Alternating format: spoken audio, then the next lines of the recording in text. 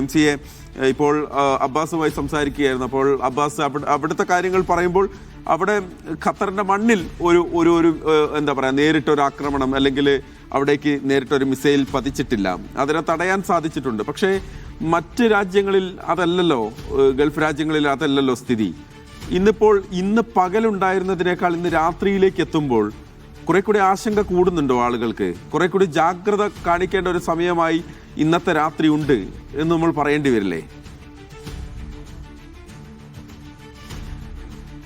പക്ഷേ വലിയ തോതിലുള്ള മുന്നൊരുക്കങ്ങളും അതോടൊപ്പം തന്നെ നിർദ്ദേശങ്ങളുമാണ് വിവിധ ഗൾഫ് രാജ്യങ്ങൾ പുറപ്പെടുവിച്ചു കൊണ്ടിരിക്കുന്നത്. കാരണം അപകടകരമായിട്ടുള്ളൊരു സാഹചര്യത്തിലേക്ക് ഒരു നിലയ്ക്കും നീങ്ങരുത് എന്ന ഒരു താല്പര്യം കൂടി മുൻനിർത്തിക്കൊണ്ടായിരിക്കണം ടെലിഫോണിലോ മെസ്സേജുകൾ നൽകിക്കൊണ്ടിരിക്കുന്നുണ്ട് വിവിധ സർക്കാരുകൾ. പരമാവധി ഈ സുരക്ഷിത സ്ഥാനത്ത് തന്നെ നിലയുറപ്പിക്കണമെന്നാണ് ഈ പറഞ്ഞതിൻ്റെ ആകത്തുക. അതോടൊപ്പം തന്നെ വലിയ തോതിലുള്ള പൊതുപരിപാടികൾക്കും മറ്റും ഒരു നിയന്ത്രണം ഏർപ്പെടുത്തിയിട്ടുണ്ട് വിവിധ ഗൾഫ് രാജ്യങ്ങളിൽ. കുവൈത്ത് ഉൾപ്പെടെയുള്ള രാജ്യങ്ങളിൽ ഈ പ്രാർത്ഥനയ്ക്കും അത് ഉൾപ്പെടെയുള്ള കാര്യങ്ങൾക്ക് നിയന്ത്രണം ഏർപ്പെടുത്തിയിട്ടുണ്ട്. കാരണം ഇനി നടക്കാൻ പോകുന്നത്, കാരണം ഇന്നും നാളെയും ചുരുങ്ങിയത് ഒരു 4 ദിവസമെങ്കിലും ഈ ആക്രമണം തുടരുമെന്നൊരു സൂചന അമേരിക്കയും ഇസ്രായേലും നൽകിയ ഒരു സാഹചര്യത്തിൽ മുൻകരുതൽ എന്ന നിലയ്ക്കാണ് പരമാവധി ഒരു സുരക്ഷയുമായി മുൻനിർത്തിക്കൊണ്ടുള്ള ചില നിർദ്ദേശങ്ങൾ പുറപ്പെടുവിച്ചിരിക്കുന്നത്. പിന്നിട്ട് അവർ ഏതാണ്ട് ഒരു അരമണിക്കൂർ 1 മണിക്കൂർ നേരം ഏറെക്കുറെ ഒരു ശാന്തമായിട്ടുള്ള അന്തരീക്ഷമാണ് UAE ഉൾപ്പെടെയുള്ള രാജ്യങ്ങളിൽ ഇപ്പോൾ കാണുന്നത്. പക്ഷേ അർദ്ധരാത്രിയോടുകൂടി ഇനിയും ആക്രമണം ഉണ്ടാകുമോ എന്ന ഒരു ആശങ്ക നിലനിൽക്കുന്നുണ്ട്. ഇറാന്റെ ഭാഗത്തു നിന്നുള്ള അത്തരമൊരു ആക്രമണം ഉണ്ടായാൽ സ്വീകരിക്കേണ്ട നടപടികളും മുൻകരുതൽ നീക്കങ്ങളും ഒക്കെ തന്നെ വിവിധ ഗൾഫ് രാജ്യങ്ങൾ സ്വീകരിച്ചു വരികയാണ്. അതോടൊപ്പം തന്നെയാണ് നയതന്ത്ര ചാനലുകൾ പ്രയോജനപ്പെടുത്തിക്കൊണ്ട് കൂടുതൽ ആക്രമണങ്ങളിൽ നിന്ന് ഇറാനെ പിന്തിരിപ്പിക്കാനുള്ള നീക്കങ്ങളും വിവിധ ഗൾഫ് രാജ്യങ്ങളും ഗൾഫ് ഭരണാധികാരികളും അതിൻ്റെ ശ്രമങ്ങളും തുടരുന്നുണ്ട്. പക്ഷേ ഇറാന് നേരെ കൂടുതൽ വ്യാപ്തിയുള്ള ആക്രമണങ്ങളാണ് ഇപ്പോഴും ഇസ്രായേലും അമേരിക്കയും തുടർന്നുകൊണ്ടിരിക്കുന്നത്.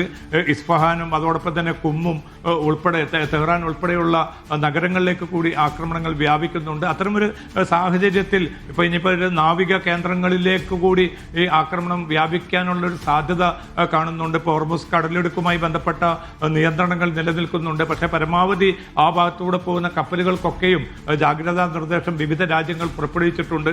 അതോടൊപ്പം തന്നെയാണ് ഇപ്പോൾ ഏറ്റവും അവസാനമായിട്ട് വരുന്നത് ഈ യൂറോപ്യൻ രാജ്യങ്ങൾക്കും മറ്റും UAE ഉൾപ്പെടെയുള്ള രാജ്യങ്ങളിലേക്കുള്ള യാത്ര ഒഴിവാക്കണമെന്ന് യൂറോപ്യൻ രാജ്യങ്ങൾ പലതും തങ്ങളുടെ പൗരന്മാരോട് നിർദ്ദേശിച്ചിരിക്കുകയാണ്. കാരണം അവരുടെ സുരക്ഷ ഉറപ്പാക്കുക എന്ന ഒരു താല്പര്യത്തിന്റെ പുറത്താണ് അത്തരമൊരു നിർദ്ദേശം വിവിധ യൂറോപ്യൻ രാജ്യങ്ങൾ പുറപ്പെടുവിച്ചത്. നമുക്കറിയാൻ സാധിക്കും ഇപ്പോൾ ഈ ഒരു നോമ്പ് കഴിഞ്ഞാൽ പെരുന്നാൾ മുൻനിർത്തിക്കൊണ്ട് നിരവധി ആളുകൾ വിവിധ രാജ്യങ്ങളിലേക്കുള്ള സന്ദർശനത്തിനും മറ്റും തയ്യാറെടുക്കുന്ന ഒരു സാഹചര്യമാണ്. അത്തരം സാഹചര്യത്തിൽ പിന്നെ എത്ര കണ്ട് പരമാവധി ഒരു സുരക്ഷ ഉറപ്പാക്കാൻ പറ്റുമെന്നാണ് വിവിധ ഗൾഫ് രാജ്യങ്ങളും അതോടൊപ്പം തന്നെ മറ്റു രാജ്യങ്ങളും ആലോചിക്കുന്നത്. ഇനിയിപ്പോൾ ബ്രിട്ടന്റെ ഭാഗത്തു നിന്ന് ഇന്ന് വൈകിട്ട് വന്നിരിക്കുന്ന ഒരു പ്രതികരണം, അവരും ഒരു പക്ഷേ ഈ ആക്രമണത്തിൽ അമേരിക്കയ്ക്കൊപ്പം പങ്കുചേരാനുള്ള ഒരു സന്നദ്ധത അല്ലെങ്കിൽ അതുമായി ബന്ധപ്പെട്ട ഒരു തീരുമാനം എടുക്കുന്നതായിട്ടുള്ള റിപ്പോർട്ടുകൾ പുറത്തു വരുന്നിരുന്നു. അങ്ങനെ വരികയാണെങ്കിൽ കൂടുതൽ വ്യാപ്തിയുള്ള ഒരു നീക്കമായിട്ട് അത് മാറും. അതിൽ നിന്ന് ബ്രിട്ടനെ പിന്തിരിപ്പിക്കാനുള്ള നീക്കങ്ങളും ഗൾഫ് രാജ്യങ്ങൾ ഉൾപ്പെടെയുള്ളവ നടത്തുന്നതായിട്ടുള്ള